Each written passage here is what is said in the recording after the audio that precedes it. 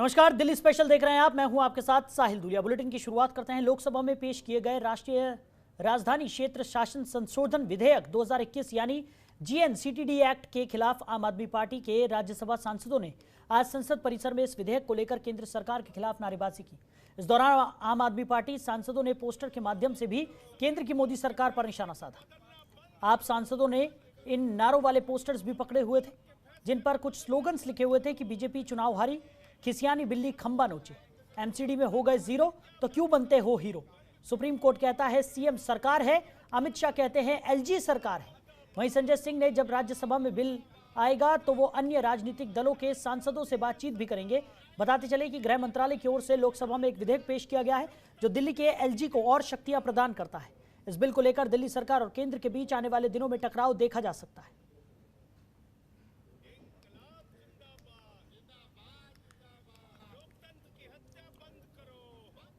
वहीं अधिकारियों की लड़ाई पर एक बार फिर दिल्ली में सत्तासीन आम आदमी पार्टी सरकार ने आक्रामक रुख तैयार कर लिया है। तो आम आदमी पार्टी के दिल्ली इकाई के संयोजक गोपाल राय की प्रेस कॉन्फ्रेंस हुई, जिसमें उन्होंने कहा कि कल 2 बजे से जंतर मंतर पर पार्टी के सभी कार्यकर्ता, सांसद और विधायक सीएम केजरीवाल के साथ केंद्र के खिलाफ प्रदर्शन करेंगे।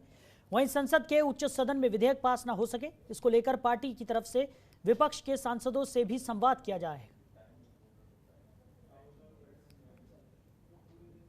कि जिस तरह से केंद्र सरकार अलोकतांत्रिक तरीके से चोर दरवाजे से दिल्ली को पुनः नियंत्रित करने की तरफ बढ़ रही है, उसके खिलाफ आम आदमी पार्टी सड़क पर भी इसके खिलाफ आंदोलन चलाएगी।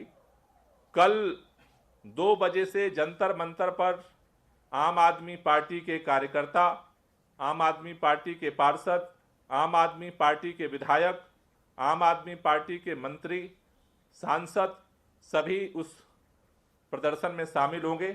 दिल्ली के मुख्यमंत्री अरविंद केजरीवाल भी उस प्रदर्शन का हिस्सा बनेंगे, जिससे कि इस लोकतंत्र विरोधी सरकार के समक्ष जनता की आवाज को, जनता की चुनी हुई सरकार को अप्रत्यक्ष तौर पर जो खत्म करके निष्क्रिय करने की जो कोशिश की जा रही है, उसके खिलाफ लड़ाई को आगे बढ़ाया जा सके। तो कल 2 बजे जंतर मंतर पर इसके खिलाफ हम लोग विरोध प्रदर्शन करेंगे। सभी जो विपक्ष के सांसद हैं, उनके जो लीडर्स हैं, उनसे हम संवाद कर रहे हैं, उन सभी लोगों से बात कर रहे हैं, क्योंकि ये एक एक स्टेप करके कहीं ना कहीं ये बहुमत का अहंकार न सिर्फ दिल्ली का मसला नहीं है, धीरे धीरे करके लोकतंत्र को खत्म करने की तरफ बढ़ रहे हैं। एक टेंडेंसी दिख रही है कि इस देश के अंदर या तो भारतीय जनता पार्टी को जनता जिता दे, उनकी सरकार वोट दे के बनवा दे, तब वो खुश हैं। अगर वोट दे करके नहीं बनवाती है तो फिर वो विधायक को खरीद करके सरकार बना लेंगे। अगर विधायक भी नहीं टूटते हैं तो फिर चोर दरवाजे से वो सरकार अपनी चलाएंगे। तो ये प्रवृत्ति कहीं ना कहीं इस बात को दर्शा रही है कि भारतीय जनता पार्टी लोकतंत्र में बुनियादी तौर पर विश्वास नहीं रखती है। केन केन प्रकारेण, इसको कहते हैं कल बल छल, किसी न किसी तरह से सत्ता को नियंत्रित करना चाह रही है, जो न सिर्फ दिल्ली के लोगों के लिए बल्कि पूरे देश के लोकतंत्र के लिए ये जो ट्रेंड है, ये जो टेंडेंसी है, वो खतरनाक है। वहीं दिल्ली में एनसीटी एक्ट के ऊपर दिल्ली प्रदेश कांग्रेस कमेटी के अध्यक्ष चौधरी अनिल कुमार ने भी टिप्पणी करते हुए कहा कि इस बिल के पास होने के बाद दिल्ली सरकार जो जनता द्वारा चुनी गई सरकार है, दिल्ली की जनता के अधिकार हैं, उन अधिकारों में कटौती कर दिल्ली के उपराज्यपाल को सभी ताकत दी जाएगी। अफसोस इस बात का है कि दिल्ली के मुख्यमंत्री अरविंद केजरीवाल इस बात पर मौन क्यों हैं।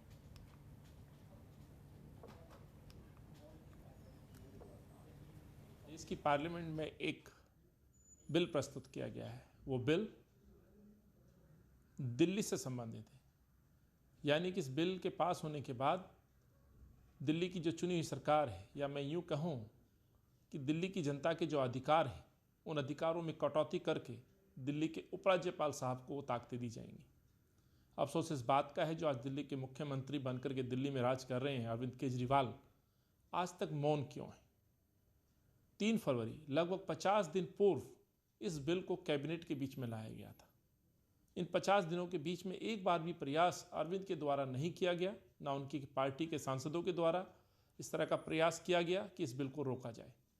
मैं पूछना चाहता हूं अरविंद केजरीवाल से कि आपने इस बिल की रोकथाम के लिए कभी कोई समय देश के प्रधानमंत्री या देश के गृह मंत्री से कभी आपने समय मांगा हो या इसको लेकर के कोई पत्र लिखा हो? कहीं ना कहीं आपकी जो भूमिका है वो संदेह के घेरे में, कहीं ना कहीं ये दिल्ली, और मैं स्वयं से भी कहना चाहता हूँ कि आप जिस तरह से कठपुतली बन के भारत सरकार या भाजपा की सरकार कि आप कठपुतली बन के दिल्ली के ऊपर राज कर रहे हैं, ये उचित नहीं।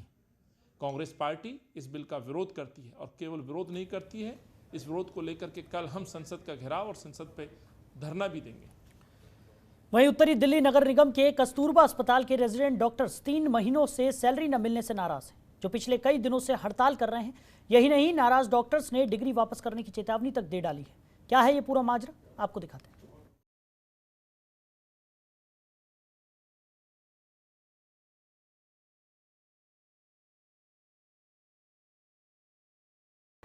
आर्थिक संकट से जूझ रही उत्तरी दिल्ली नगर निगम के सामने एक और संकट खड़ा हो गया है। एक बार फिर 3 महीने से सैलरी नहीं मिलने से नाराज कस्तूरबा अस्पताल के रेजिडेंट डॉक्टर पिछले 4 दिनों से हड़ताल पर हैं। नाराज डॉक्टरों ने चेतावनी दी है, अगर यही स्थिति बनी रही तो हमें अपनी डिग्री वापस करनी पड़ सकती है। सैलरी नहीं मिलने से नाराज डॉक्टरों का कहना है कि वेतन नहीं मिलने से कई डॉक्टर डिप्रेशन में आ गए हैं। कहीं ऐसी स्थिति पैदा ना हो जाए कि हमें सुसाइड के लिए मजबूर होना पड़े। जो ये आपका पिछले दिसंबर से सैलरी नहीं मिली और ये एमसीडी में जो क्रोनिक डिजीज बन चुका है। मतलब हम लोग जब तक जो स्ट्राइक नहीं करते हैं सैलरी नहीं आती है। हम लोग को मजबूर किया जाता है स्ट्राइक करने के लिए, और हम लोग चाहते नहीं हैं। हम लोग को बहुत शर्म आती है स्ट्राइक करने में, लेकिन 1 महीने के बाद भी स्ट्राइक नहीं करते हैं, 2 महीने के बाद भी नहीं करते हैं, 3 महीने के बाद मजबूरन हम लोगों को स्ट्राइक करना पड़ता है। वहीं रेजिडेंट डॉक्टरों की हड़ताल के चलते मरीजों का बुरा हाल है। सिर्फ परमानेंट डॉक्टर्स ही ड्यूटी पर मौजूद हैं। इससे मरीजों को ओपीडी में लंबी लाइनें लगानी पड़ रही हैं। लेकिन डॉक्टर्स का कहना है जब तक वेतन नहीं दिया जाता तब तक हड़ताल ऐसे ही जारी रहेगी। जिम्मेदार तो जिसके अंदर मैं काम कर रहा हूं, मैं तो उसी को जिम्मेदार मानूंगा। अगर मैं एमसीडी के अंदर हूं तो एमसीडी ही जिम्मेदार इसके लिए। उसका फंड कहां से आता है कहां से नहीं आता वो उसका पर्सनल, मुझे उससे कोई मतलब नहीं। मैं काम कर रहा हूं एमसीडी के अंदर, मुझे एमसीडी गवर्नमेंट से मतलब मुझे सैलरी मिलना चाहिए। उन्होंने सम्मान दिया, मुझे बहुत अच्छा लगा था उस टाइम, लेकिन ऐसे सम्मान का कोई फ़ायदा नहीं कि हमारे पास पैसा ही ना हो। आप सिर्फ सम्मान दो, पैसे नहीं दो तो क्या काम। सम्मान तभी ठीक लगता है जब पैसे टाइम पे है। हम काम कर रहे हैं आपके लिए, पूरा 24 घंटा लगा रहा है हमारे लिए, सब कुछ काम हुआ सारे पेशेंट को। आज पेशेंट परेशान है, ये किसी को अच्छा नहीं लगता। कोई डॉक्टर नहीं चाहता है कि उसका पेशेंट परेशान होकर हॉस्पिटल से वापस जाए। हमें भी अच्छा नहीं लगता, लेकिन हमारी मजबूरी है, स्ट्राइक करना पड़ता है। आप ऐसे पैसा ही नहीं दे रहे। लास्ट टाइम जून में स्ट्राइक हुआ था, स्ट्राइक होने के बाद तुरंत पैसा आ गया। इसका मतलब फंड होता है, लेकिन वो वेट करते हैं डॉक्टर को ज़रूरत कि ज़मीन पर आप आओ, आप स्ट्राइक करो, फिर पैसे मिलेगा। यह कोई सोल्यूशन नहीं है। एक तरफ डॉक्टर को कोरोना वॉरियर्स की उपाधि दी गई है, लेकिन ये वॉरियर्स अपने हक के लिए आज सड़कों पर उतरने के लिए मजबूर हैं। इन लोगों को अपना परिवार चलाना मुश्किल हो रहा है, लेकिन एमसीडी का कोई भी अफसर डॉक्टरों की इन समस्याओं को सुनने के लिए तैयार नहीं है। ऐसे में जाएं तो कहां जाएं? जनतंत्र टीवी के लिए शाहनवाज खान की रिपोर्ट। वहीं दिल्ली सरकार के बड़े बड़े प्रोजेक्ट्स बंद हो गए हैं। मात्र 8 महीनों में बनकर तैयार होने वाले ये प्रोजेक्ट्स आधे अधूरे धूप सेक रहे हैं। ना कोई लेबर है, ना कोई एक्टिविटी, यानी संपूर्ण काम बंद है। दिल्ली सरकार की तरफ से ये पुल नजफगढ़ ड्रेन पर बन रहे हैं, जो 100 करोड़ से भी ज्यादा लागत से बन रहे थे। इन सभी पुलों को समय पर बनाए जाने की शर्त भी थी, और हुआ भी ऐसा ही। काम खूब जोरों से स्टार्ट हुआ, समय पर पूरा हो जाएगा ये पूरा काम, ऐसा लग भी रहा था। मगर कोरोना काल में लेबर के चले जाने से और रोडी सीमेंट वगैरह ना आने से ये काम बंद हो गए। लेकिन अब समय पर पैसा ना मिलने की वजह से ये सभी प्रोजेक्ट्स बंद हो गए हैं। अब तो केजरीवाल सरकार ने बजट भी पास कर दिया, मगर ये बजट अब फ्लड डिपार्टमेंट को मिलेगा और कब ठेकेदार तक पहुंचेगा कुछ पता नहीं है। वहीं ठेकेदार भी मुसीबतों का सामना कर रहे हैं।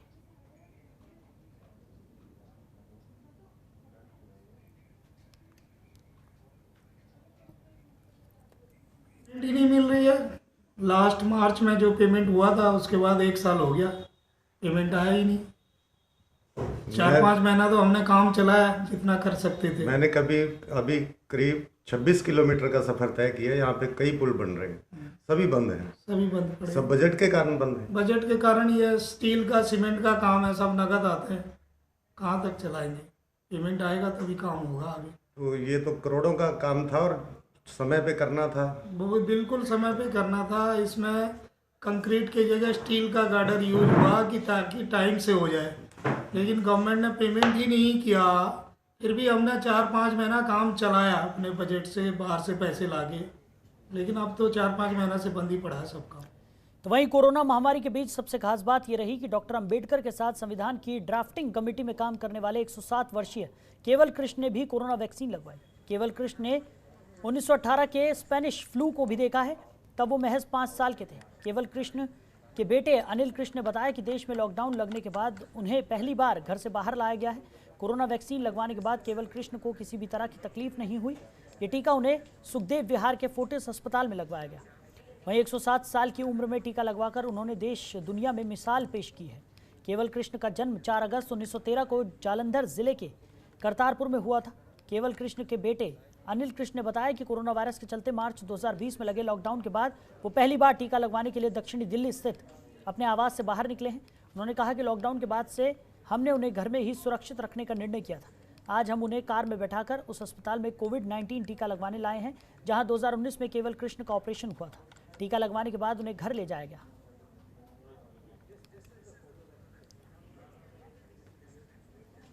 कोरोना वैक्सीन लगी है फर्स्ट डोज कोविशील्ड वाली एस्कॉट्स फोर्टिस में ओखला। और मेरे फादर 107 साल के हैं, 1913 का जन्म है उनका, और 5-6 महीने में 108 के पूरे हो जाएंगे। अच्छा, अभी उनकी हालत कैसी है, तबीयत कैसी है? क्योंकि बिल्कुल ठीक है, कोई भी वो नहीं है, एब्सोल्युटली नो एडवर्स रिएक्शन, किसी तरह की कोई दिक्कत नहीं है। हम रेगुलरली जैसे कि हमको बोला गया है वैसे हम उनका पल्स चेक कर रहे हैं, टेम्परेचर चेक कर रहे हैं, और थोड़ा सा अबाउट 0.5 डिग्री का फीवर बढ़ा है तो उसके लिए क्रोसिन दे दी है, जिससे कि पैरासीटामोल, जिससे कि वो फीवर कंट्रोल में रहे। संदेश यही है कि देखिए, इन लोगों से सीखिए। ये इसीलिए वैक्सीन लगा रहे हैं कि अपने स्वस्थ रहें और सेफ रहें।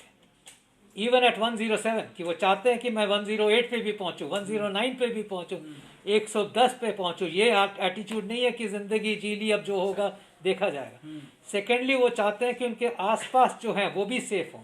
और तीसरा, वो सबसे इम्पोर्टेंट, उन्होंने खुद कहा कि मैं देश को संदेश देना चाहता हूँ, वर्ल्ड को संदेश देना चाहता हूँ कि अगर मैं वैक्सीन लगा रहा हूँ अपने आप को सेफ रखने के लिए, दूसरों को सेफ रखने के लिए, तो आप क्यों नहीं लगा रहे?